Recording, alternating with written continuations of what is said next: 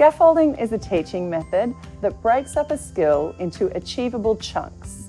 It builds the foundation of a skill and then adds complexity as the swimmer improves. Learning a correct freestyle kick is a good example of scaffolded teaching.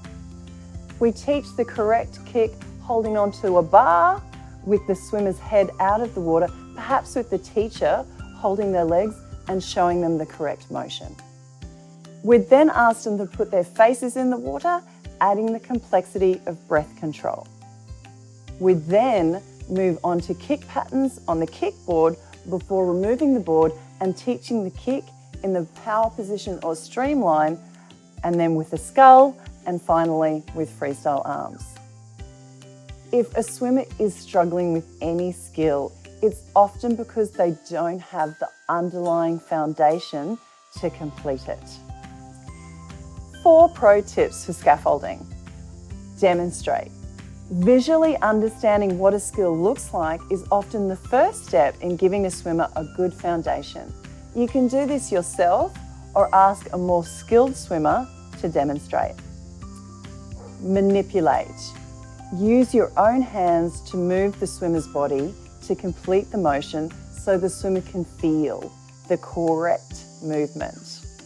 Always ask permission to touch a child and follow your centre's policy for touching.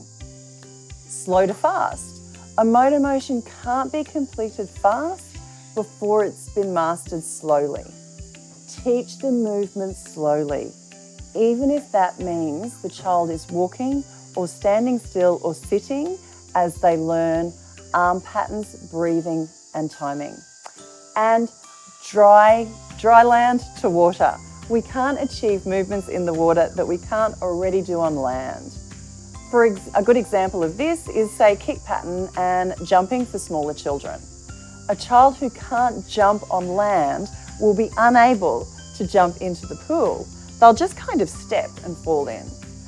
A child who can't yet run and kick a ball on land won't have a very controlled kick pattern in the water.